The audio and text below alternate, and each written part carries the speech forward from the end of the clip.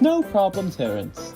If you were to visit the Farquhar branch line, you'd see a quaint orange tractor alongside Thomas's line. His name is Terence, and he's a very good friend to the railway. When he's not plowing his own fields and the farms besides Thomas's branch line, you can find him helping the other engines clearing debris from the line sides. One winter morning, Terence was helping Thomas clear an old siding from his branch line. They had been close friends ever since Terence had rescued Thomas from a snowdrift. Thanks for your help, Terence. I really appreciate it. I wish I could pay you back for all the things you do for me in the branch line. Oh, think nothing of it, Thomas. I'm happy to help. Besides, don't take this the wrong way, but I don't think there's anything I really need from you. Wait, what? What do you mean? Well, I mean, think about it. Me and my caterpillar tracks can do pretty much anything without assistance. I don't really need you and your wheels and rails. Thomas was furious. Terence was only teasing, of course, but Thomas didn't know that. Later that day, Thomas was pulling his passengers down the line, but he couldn't let Terence leave his smoke box. Fancy that tractor saying my rails and wheels aren't useful. I just wanted to help and return the favor after he was so kind to me, but he can jolly well get stuck in some snow himself. Oh dear, Thomas is cross. Oh yes, Thomas is cross. I certainly hope it doesn't snow today. Oh yes, snow certainly wouldn't improve Thomas's mood. Botheration. Do come along, do come along. Thankfully it didn't snow that day, but overnight it began to snow, and snow piled up over the railway lines. The next morning, Thomas was relegated to shunting in the yard, as frozen points had trapped Annie and Clarabelle in a siding. Toby had to take his passengers. Soon enough, the Fat Controller came to the yard to see Thomas. Thomas, I'm sorry to interrupt you from your shunting, but we need your help.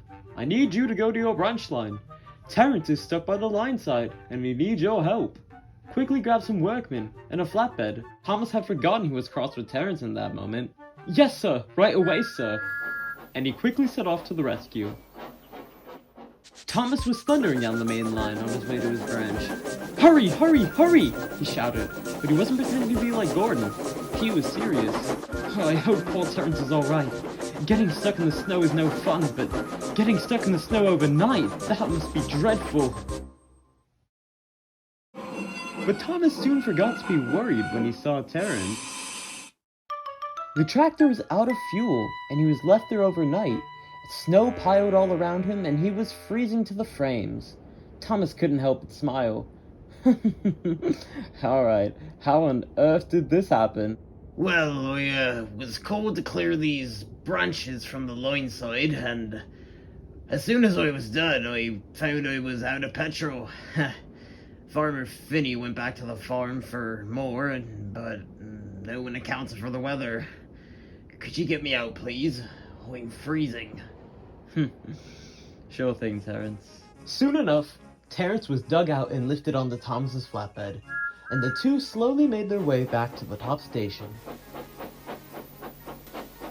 They arrived safely to Farquhar, and while Terence was warming up in the yards, he spoke kindly to Thomas. Thank you for coming to my rescue. I am sorry for a few days ago. I didn't mean to upset you about my comment about your rails. If anything, they proved to be quite useful today. Certainly helped this silly old tractor out of a jam. I'm glad I could be of assistance, Terence. Your plow's all well and good, but it can't be much use to you when you have no fuel, it seems. I suppose so. Thank you very much for rescuing me, Thomas. Ah, what are friends for? I'm just glad I could repay the favor. It seems we're even now. So it seems.